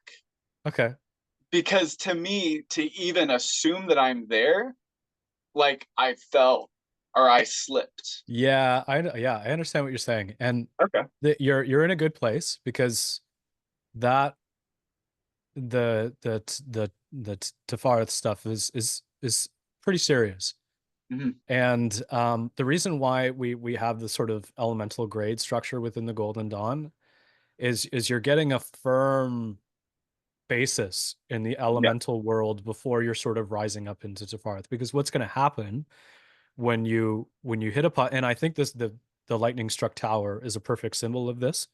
Yeah. That path is required Hmm. before you get the grace of the Tafareth initiation. And if we pay very close attention to what's happening in the lightning struck tower, it's the breaking apart of things. And It's a Martian force. Yeah. your carabiner is not going to hold you. Hmm. Nothing can hold you. Nothing. And it's a really dangerous thing for people to press upon because it'll break everything. It'll dissolve everything. And it would not be surprising to me if somebody would enter the portal grade without the proper elemental initiations and feel like they're going crazy. Yeah, I Like can see this that. is not uncommon. People who start dabbling in Golden Dawn magic and start doing Adeptus like rituals before they're ready, it's not uncommon for them to wind up in mental institutions Hmm. because that ray of Tafareth, that invisible sun, will break everything apart and it will destroy, and your carabiner will never hold, and it will dissolve everything that you've built up. That's the point, is to dissolve those things. That's part of the rising into those higher levels of the tree, is you're sort of dissolving illusory form, dissolving all kinds of illusions, and So dissolving the possibility for one to be deluded as well. I Um, suppose part of my different that I have experienced is the willingness to sacrifice the seemingly um, the what is that word? It seems to me that part of my soul is related in climbing up and down. okay, cool. I mean, So in that, there is a sense of sacrifice and attaining. There we go. okay, yeah, yeah, And me give I sacrifice my attainment of I Tiferet. understand. Okay, And in order to do that, I have to be able to climb up and down because one of the reasons you touched on like wardrobe earlier. yeah, yeah, One of the reasons I dress the way that I do is because I wear all black, but that doesn't necessarily mean that I'm a practitioner. But it right, makes right. people ask me questions. Okay, And that puts me in a very specific place where if someone needs a helping hand, then I can extend that hand. okay, Or if yeah, someone cool. needs a shoulder. So it could be that I have completely misunderstood my purpose. It could be that I have completely failed to balance out my elements along the way. But everything that I have experienced seems to point to me that part of my purpose is, I guess, self-sacrifice and being able to give up my own attainment, because I've already attained more than I ever hoped for. Yeah. Yeah. So in that, I'm just sort of, I don't know how to explain it other than like a mountaineer climbing from the clouds to the chasm and back and forth. And that Yeah. might be what my Tifrith looks like, or that might be what my Yesod looks like. I don't know, man. I don't know. No, it's wonderful because I see the potential for you to help others Mm. along the way, because you've explored so much of the territory of that mountain going up and down. And I wonder if you do this on your YouTube channel, because I popped in and I looked at a few things and I saw, oh yeah, I see that there's a potential for these characters who are still in the sort of lower realms of the tree to help people get to where they need to go. And Hopefully, it's almost like those you can find these when you if you climb a mountain, these like a guys who Sherpa. yeah, exactly. They seem to be the mountain incarnate somehow. Right? Dude, that gave me chills. Like that Right? almost brought a tear to my eye. Absolutely. Yeah. Yeah. And you come across these beings and they sort of help you get to where you need to go, right? And it's so wonderful. So incredibly wonderful. Um, and you know what? It's like we pass around these terms, higher realms, lower realms, inner, outer. There's no need. Every path is valid. And you know, this destiny thing, we need to be careful with that because it's what you decide. You're all of you is present right here, right now. There's no disincarnate you in some higher dimension that's disappointed with the path that you've taken. No, you are defining for yourself that you're the sort of mountain incarnate, so to speak, right? And own it, man, because that's how you come into your own power. It seems like you're doing a wonderful job. Yeah. And We'll see. I'm doing the best I can. We'll see what happens. yeah, that's all you can do, right? And that's sort of that. I think the true forgiveness is the recognition that everybody's sort of doing the best they can with the knowledge they have at the time, and with better knowledge, they can make better decisions or whatever, right? Yeah. I don't even like to do that because everything is, I don't think there's anything that's invalid. And I think everybody gets to decide what they want to go after. My friend who I met, the guy who recognized me on the bus in plain clothes, we met and we had a conversation because I'm always curious. I wonder where this person's. You don't really run into me by mistake. You don't really wind up in a coffee shop with me by mistake.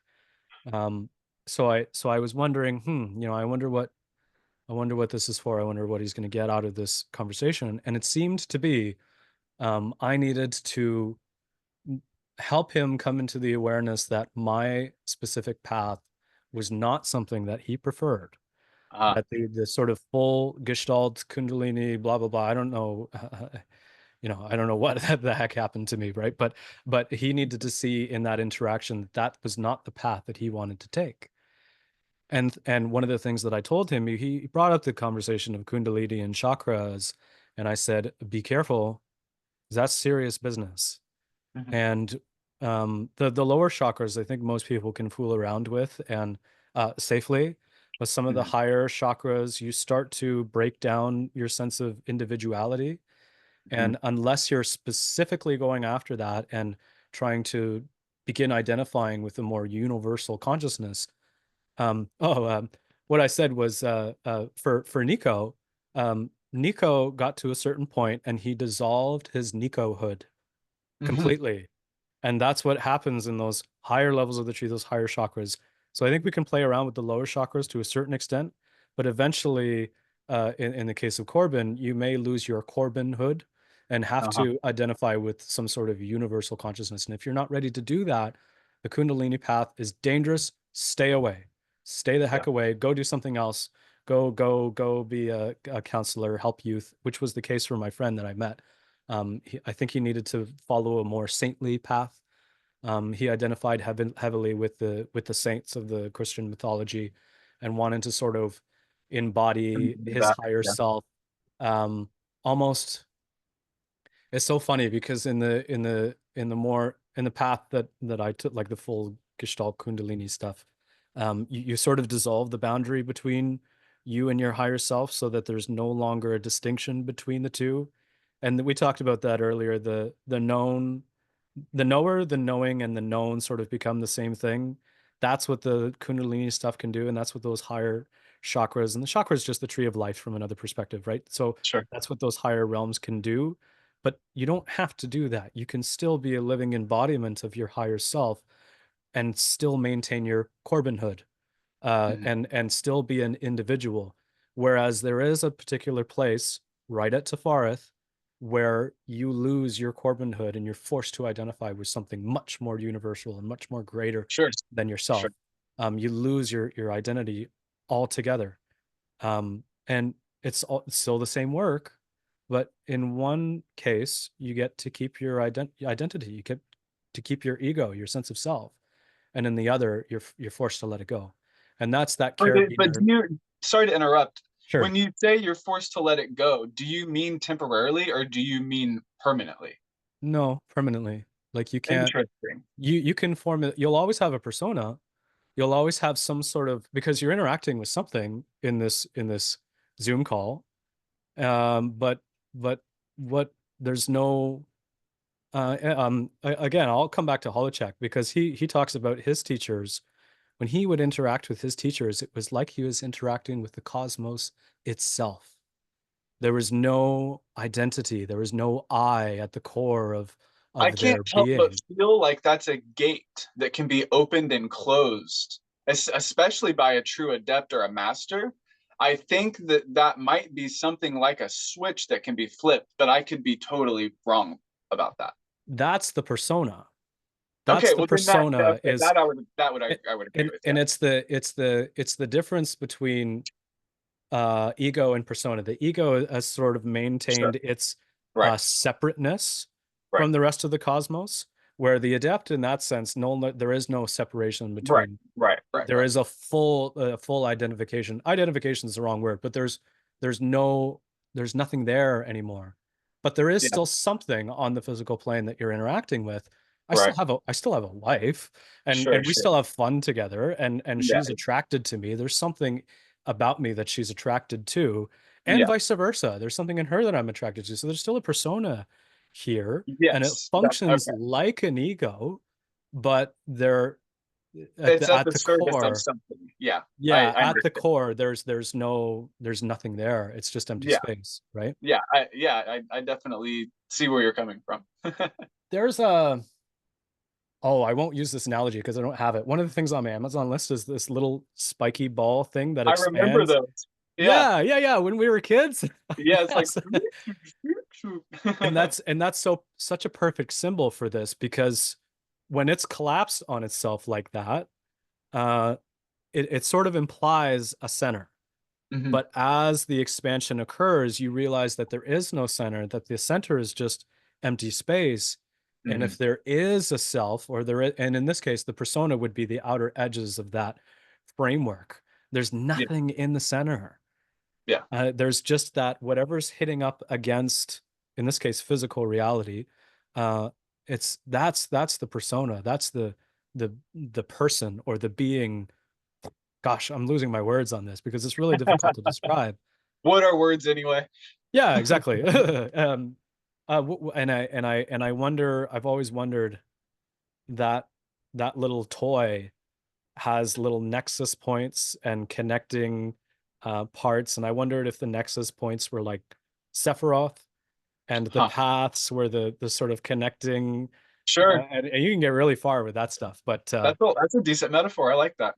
yeah, yeah, not mine. I got it from a book called By Names and Images by Peregrine Wildoke. I don't know if I'm pronouncing his name I'll write that correctly, down. but really great book. Really great book.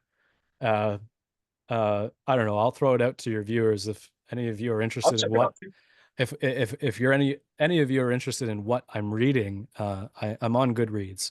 You just look up my name, Nico Starlight, like the stuff in the sky. And it's a little, the profile picture is a little icon of a wizard that I made. It's like bluish, right? The Yeah, background's kind that's of right. blue. Yeah. Yeah, and then you can see what I'm reading because there's a lot of good stuff on there. Very cool. Well, what do you see in store if you don't care to project? I know things are always subject to change, but what do you see in store for the next year?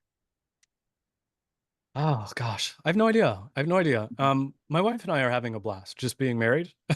Yeah, yeah, yeah. And we just bought a car, and we're flying around. We just realized that gas is an expense. I think the first week that we had our car, I think we blew like $40 or $50 Just Canadian, driving around. just driving around, dude. And we're Yeah, like, it's not oh, hard to do. let's go to this place, blah blah blah, right? So we're realizing that gas is an expense, and I guess I shared the car thing because we're building our life together, right? Right.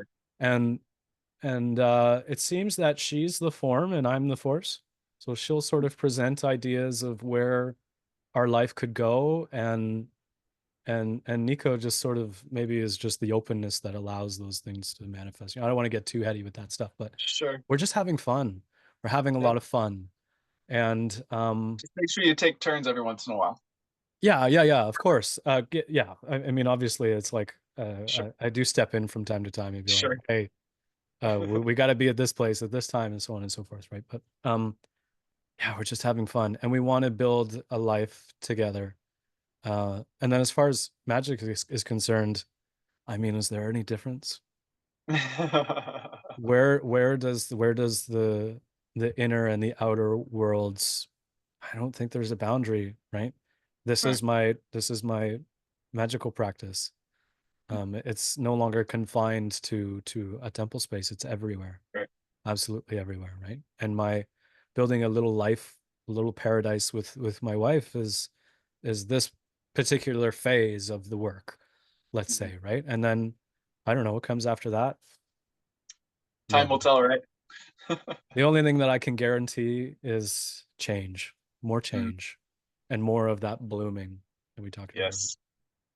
Well, thanks so much, Nico. I Yeah. appreciate you taking the time, and congratulations to you and Christina on your Yeah. union. That is such a wonderful thing. Congratulations on that. It's beautiful. Yeah, and it's not all it's cracked up to be, by the way. The marriage can be fun. It's yeah, we're just having fun. So, yeah. Awesome. Well, Well, thank you so keep, much again for having me back. of course. I hope we did something here. I hope we created something cool for people I to think we experience. covered a lot of interesting and original points. Yeah. Time will tell. Yeah. Awesome. Yeah, but keep in touch. I'm sure we'll be messaging each other back and forth, and yeah, Yeah, take care. and let me know when this airs. And I can send it around to some friends of mine and we'll see. Probably in probably the 18th. The 18th? Okay, cool. I think so because I there's a little bit of editing and stuff probably, but Yeah, yeah, of course. I'll send it to you. I'll send you the link directly to that way you don't have to like track it down. Okay, awesome. All right, well, have a good rest of the weekend and Yeah, you too. hope to hear from you soon. Take Yeah. care. Thanks so much. Bye. I'll find the end button eventually. This is the awkward Zoom goodbye. See ya. Later.